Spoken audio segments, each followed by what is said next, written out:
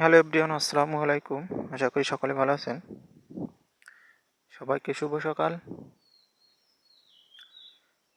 কাল দুপুর থেকে কিন্তু বর্ষা বৃষ্টি হয়েছে, চারিদিকে ঠান্ডা আবহাওয়া।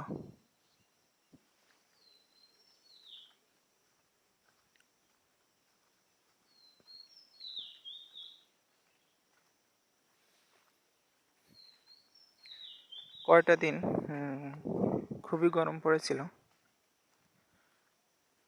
ঠান্ডা আবহাওয়ায় ভালো লাগছে।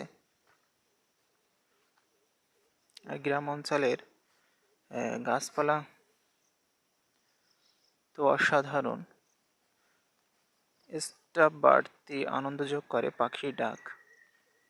চারিপাশে নানা ধরনের পাখি কিন্তু ডাকছে, যেটি শুনতে খুবই ভালো লাগে।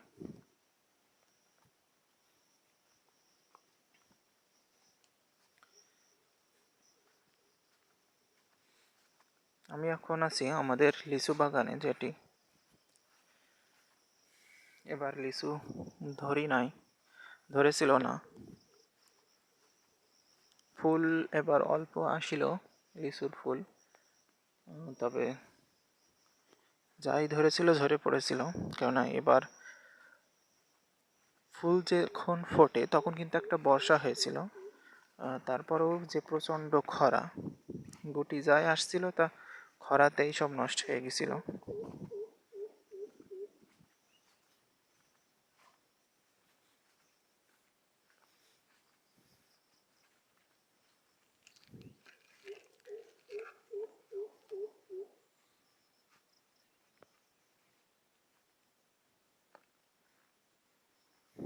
এদিকে পেয়ারা গাছগুলো ছাঁটাই করার পরে পাতা আবার দেখতেই পারছেন কত সুন্দর হয়েছে।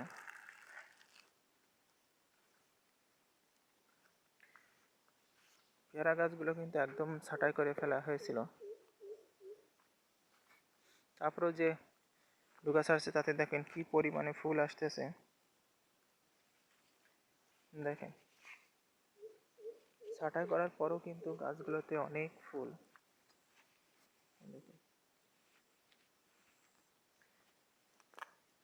পেয়ারার এই জাতটা খুবই ভালো, জাতটার নাম 8।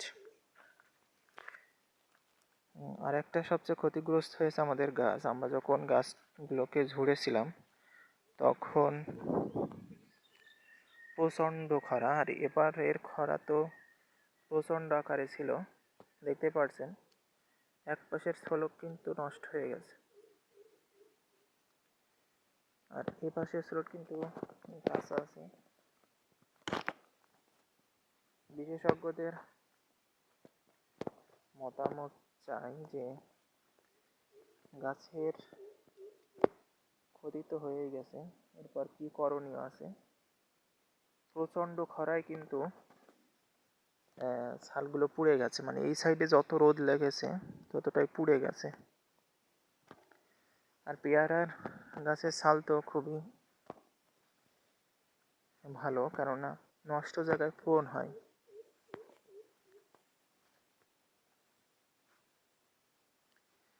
আজকের ভিডিওটি এটি দেখানোর বিষয় ছিল যে এক পাশে যদি পুড়ে যায় তাহলে গাছগুলোর মারাত্মক ক্ষতি হবে কিনা। তারপরও পরে যে বর্ষা হয়েছিল তাতে কিন্তু গাছগুলো খুবই ভালো হয়েছে। দেখতে পাচ্ছেন গাছ ঝরার পরে কত ডুগা পাতা ছাড়ছে, এটা খুবই ভালো একটা বিষয়। সকলে ভালো থাকবেন, সুস্থ থাকবেন, এই পেজের সঙ্গে থাকবেন, ফেসবুক পেজ, ইউটিউব চ্যানেলের সঙ্গে থাকবেন এবং ভালো ভালো কন্টেন্ট পেতে অবশ্যই পাশে থাকবেন। সাবস্ক্রাইব করে পাশে থাকবেন এবং বেল আইকনটি অন করবেন, যাতে ভিডিও দেওয়ার সাথে সাথে পরবর্তী সবার আগে নোটিফিকেশন আপনার কাছে পৌঁছে। সবাই ভালো থাকবেন, সুস্থ থাকবেন। আসসালামু আলাইকুম, বাই বাই।